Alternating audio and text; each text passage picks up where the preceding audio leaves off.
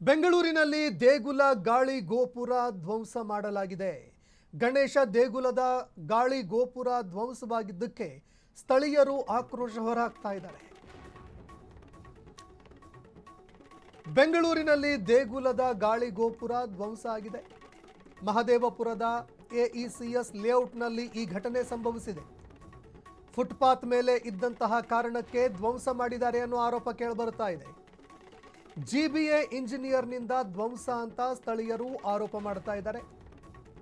ಗಾಳಿ ಗೋಪುರ ಧ್ವಂಸ ಮಾಡಿದ್ದನ್ನ ಖಂಡಿಸಿ ಸ್ಥಳೀಯರು ಪ್ರೊಟೆಸ್ಟ್ ಕೂಡ ಮಾಡ್ತಾ ಇದ್ದಾರೆ. ಕೈಯಲ್ಲಿ ಕ್ಯಾಂಡಲ್ ಹಿಡಿದು ಸ್ಥಳೀಯರು ಪ್ರತಿಭಟನೆ ಮಾಡಿದ್ದಾರೆ.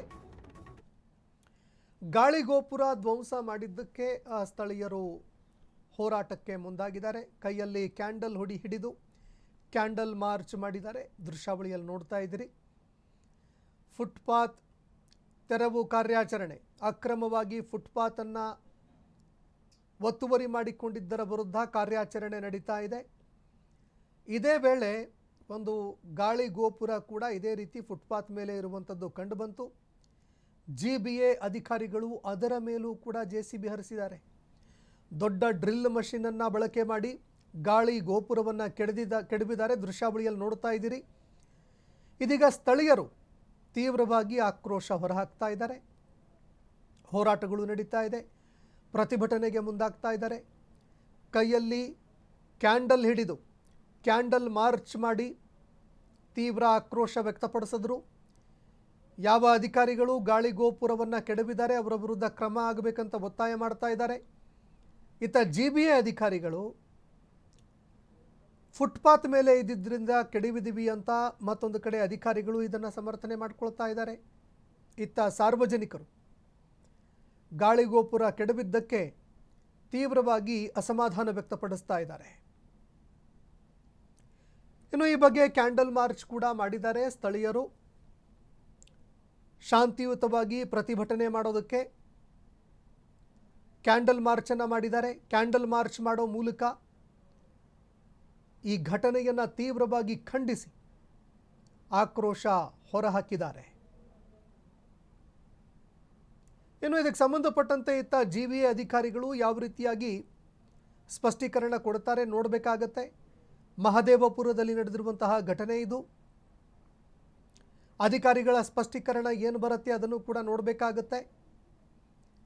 ಇತ್ತ ಅಕ್ರಮ ಒತ್ತುವರಿ ತೆರವು ಕಾರ್ಯಾಚರಣೆ ಮತ್ತೆ ಮುಂದುವರಿತಾ ಇದೆ. ಇದು ಕೂಡ ಯಾವ ರೀತಿಯಾಗಿ ಮುಂದುವರಿಯುತ್ತೆ, ಮತ್ತೆ ಯಾವ್ಯಾವ ರೀತಿಯಲ್ಲಿ ಚರ್ಚೆಗಳಿಗೆ ಕಾರಣ ಆಗುತ್ತೆ ಅನ್ನುವಂಥದ್ದನ್ನು ಕೂಡ ನೋಡಬೇಕಾಗತ್ತೆ. ಈಗಾಗಲೇ ಬೀದಿ ಬದಿ ವ್ಯಾಪಾರಿಗಳು ಪ್ರತಿಭಟನೆ ಮಾಡಿರುವಂಥದ್ದನ್ನು ಕಂಡಿದ್ದೀವಿ. ಈಗ ಮತ್ತೆ ಈ ಒಂದು ಗಾಳಿ ಗೋಪುರವನ್ನು ತೆರವು ಮಾಡಿದ್ದಕ್ಕೆ ಒಂದು ಪ್ರತಿಭಟನೆಯನ್ನು ಎದುರಿಸುವಂತಹದ್ದು ಸ್ಪಷ್ಟವಾಗಿ ಕಂಡುಬರ್ತಾ ಇದೆ. ಹೀಗಾಗಿ ಅಕ್ರಮ ತೆರವು ವಿಚಾರಕ್ಕೆ ಸಂಬಂಧಪಟ್ಟಂತೆ ಅಕ್ರಮ ಒತ್ತುವರಿ ತೆರವನ್ನು ಏನು ಮಾಡಿದ್ದಾರೆ ಅಧಿಕಾರಿಗಳು, ಇದರ ವಿರುದ್ಧ ಸ್ಥಳೀಯರ ಒಂದು ಹೋರಾಟ ಮುಂದಿನ ದಿನಗಳಲ್ಲಿ ಯಾವ ರೀತಿಯಾಗಿ ಇರುತ್ತೆ, ಇದಕ್ಕೆ ಅಧಿಕಾರಿಗಳು ಯಾವ ರೀತಿಯಾಗಿ ಸ್ಪಷ್ಟೀಕರಣ ಕೊಡ್ತಾರೆ, ಅಥವಾ ಗಾಳಿ ಗೋಪುರ ನಿರ್ಮಾಣ ಮಾಡೋದಕ್ಕೆ ಬೇರೆ ಯಾವುದಾದ್ರೂ ಒಂದು ಜಾಗವನ್ನು ನೀಡಲಾಗುತ್ತಾ ಹೇಗೆ, ಅದನ್ನು ಕೂಡ ನೋಡಬೇಕಾಗತ್ತೆ. ಯಾಕಂದರೆ ಪ್ರತಿಯೊಂದು ಲೇಔಟ್ಗಳಲ್ಲೂ ಕೂಡ ದೇವಸ್ಥಾನ, ಮಂದಿರ, ಮಸೀದಿ, ಮತ್ತೊಂದು ಮಗದೊಂದು ಅಂತ ಧಾರ್ಮಿಕ ಕ್ಷೇತ್ರಗಳಿಗಾಗಿ, ಧಾರ್ಮಿಕ ಉಪಾಸನೆಗಳಿಗಾಗಿ ಜಾಗವನ್ನು ನೀಡಬೇಕಾಗತ್ತೆ. ಆ ಮೂಲಕವಾಗಿ ಈ ಅಸಮಾಧಾನವನ್ನು ಬಗೆಹರಿಸೋದಕ್ಕೆ ಏನಾದರೂ ಅಧಿಕಾರಿಗಳು ಮುಂದಾಗ್ತಾರಾ ಅನ್ನುವಂಥದ್ದನ್ನು ಕೂಡ ನೋಡಬೇಕಾಗತ್ತೆ ನಾವು.